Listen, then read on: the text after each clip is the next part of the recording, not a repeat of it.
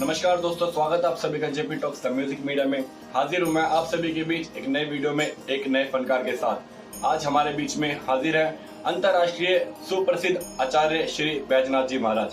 राधे राधे महाराज जी। जय जय श्री राधे, जय जय श्री राधे। महाराज जी, सबसे पहले तो आपका बहुत बहुत स्वागत है हमारे यूट्यूब चैनल में। धन्यवाद, आप हमें याद किए इसके लिए आपका और आपके चैनल का धन्यवाद है। महाराज जी, सबसे पहले एक छोटा सा इंट्रोडक्शन हमारे व्यूअर्स को आपके बारे में, आपके क्वालिफिकेशन के बारे में और कितने समय से आप कथा सुना रहे हैं। हमारा जन्म ब्राह्मण परिवार में हुआ। हमारे दादाजी, पूज्य श्री दादाजी पंडित राम मनोरथ शुक्ल जी बहुत बड़े ज्योतिषी थे और श्रीमद् भागवत महापुराण का 10वां स्कंद 90 अध्याय उनको पूरा कंठस्थ याद था। उसके बाद हमारे पूज्य पिता श्री पंडित ठाकुर प्रसाद व्यास दिल्ली के प्रसिद्ध रामायणी हुए थे, जो बहुत बढ़िया रामायण की कथा करते थे। तो ये जो कथा है, सत्संग है, जो विद्वता है, ये हमें परिवार से वंशानुक्रमगत से मिला है, वंश के परिवार के हिसाब से मिला है। हमारी कोई कहीं बाहर शिक्षा दीक्षा नहीं हुई है। जो कुछ भी था हमने वैसे तो शिक्षा ग्रहण किया, लेकिन आध्यात्मिक हमारे जीवन की शुरुआत हमारे परिवार से हुई। हमारे दादा, हमारे पूज्य पिता और हम सब जो है कथावाचक परिवार ही है, पूरा परिवार ही कथावाचक है। बहुत सुंदर महाराज जी, ये आपकी वाणी में और आपकी कथा में साक्षात देखने को मिलता है। इतने बड़े बड़े महानुभावों का और आपका बैकग्राउंड इतना अच्छा रहा, जब आपकी वाणी में इतना सब कुछ देखने को मिलता है, उनका सानिध्य आपको नहीं लगता कि मैं बहुत किस्मत वाला हूँ? हाँ, मैं बहुत भाग्यशाली, सबसे बड़ा किस्मत वाला तो ये हूँ कि बड़े भाग्य मानुष तन पावा। मानव शरीर मिलना ही बड़ा भाग्य है। और दूसरा उससे बड़ा भाग्य कि ब्राह्मण कुल खानदान में जन्म हुआ। तीसरा भाग्य ये मिला कि दादा कथावाचक, पिताजी कथावाचक, एक व्यास परिवार में, व्यास फैमिली से मैं बिलोंग करता हूँ, जिससे मुझे इस मार्ग पे चलने की प्रेरणा मिली और बहुत बढ़िया मार्ग हमको मिल गया। बहुत सुंदर महाराज जी, एक बहुत अच्छा काम आप कर रहे हैं। भारत की संस्कृति को, भारत के कल्चर को आपने इसको चलाए रखा है। और महाराज जी, हमारी ऑडियंस कथा तो सुनती है, साथ साथ में भजन भी बहुत प्रिय करती है, तो एक छोटा सा भजन हो जाए हमारे व्यूअर्स के लिए। देखो, मैं पारंपरिक भजन गाता हूँ, कुछ जो हमारे पिताश्री गाते थे उनके भजन गाता हूँ। बाकी हमको बढ़िया जो भजन लगे नंदू जी के लगे, नंदू भैया के भजन मैं खूब गाता हूँ। और उसके बाद में हमारे जो चले गए विनोद अग्रवाल जी, उनके भजन। और वैसे किसी का भी भजन अच्छा हो जो मार्केट में, समाज में चल रहा है और जिसके बोल मुझे अच्छे लगे, जिसमें कुछ शिक्षाप्रद बातें हों, ऐसे भजन मुझे अच्छे लगते हैं। और ऐसे भजन में संकलन करता हूँ, संग्रहित करता हूँ और उन्हीं भजनों को गाता हूँ। जैसे कि महाराज जी आपने बताया, मार्केट में जो भजन चल रहे हैं, यानी कि आप भी कहीं ना कहीं ट्रेंड को फॉलो करते हैं। अगर ट्रेंड को फॉलो नहीं करेंगे, उसको छुएंगे नहीं, तो हम मार्केट से बाहर हो जाएंगे। जी, कुछ तो समय की धारा में चल, देखो आप नदी में कूदे हैं, उसके विपरीत धारा में जाएंगे तो डूब जाएंगे। किनारे जाना है तो उसी धारा में चलते हुए भी धीरे से रास्ता बना के किनारे जाना है।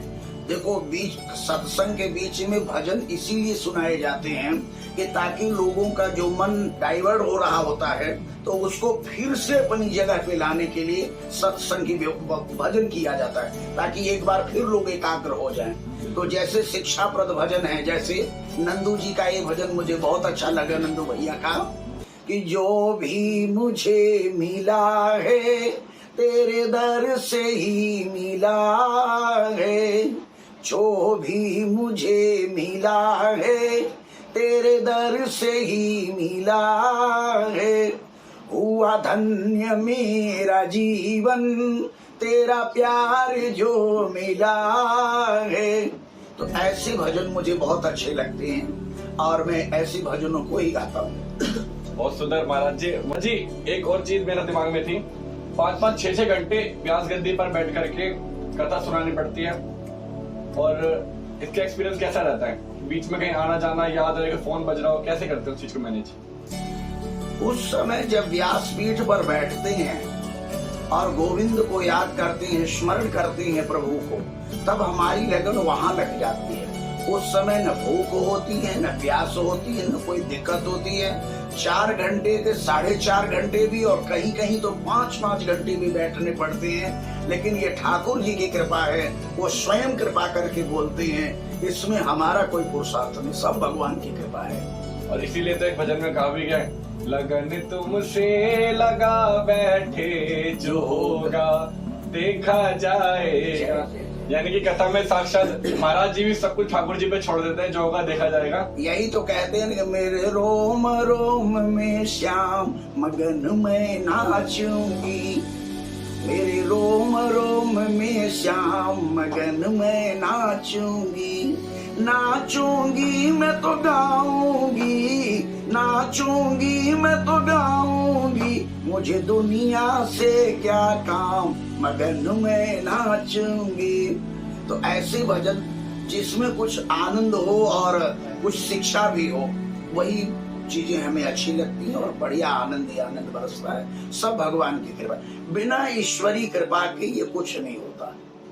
ये भगवान ने हमें इसी कार्य के लिए धरती पर भेजा है और वही कार्य हम कर रहे हैं।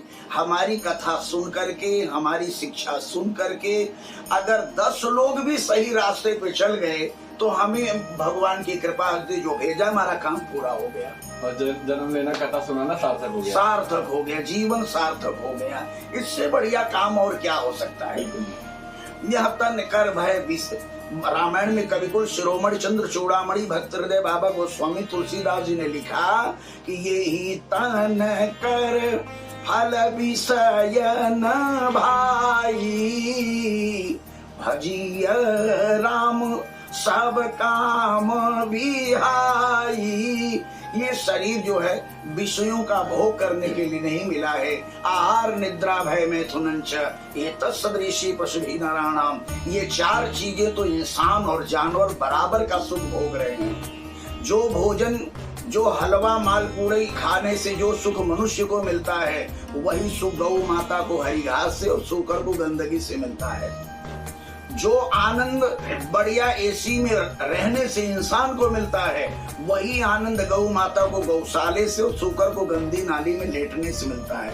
अगर बढ़िया भोजन खा लिया यही जीवन का लक्ष्य है, तो फिर आप में और पशु में कोई अंतर नहीं है। और सुनिए, आप बाल बच्चे पैदा करते हैं, जानवर आपसे ज्यादा करते। कुतिया एक बार में 8 बच्चे 7 बच्चे कर देती है।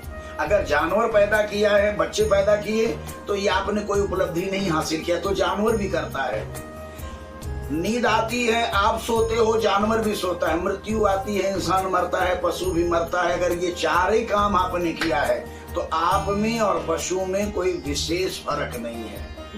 मानव शरीर का है, कुछ करो, कुछ अच्छा करो, कुछ देश के लिए करो, समाज के लिए करो, राष्ट्र के लिए करो, धर्म के लिए करो, अपनी संस्कृति को जागृत करो।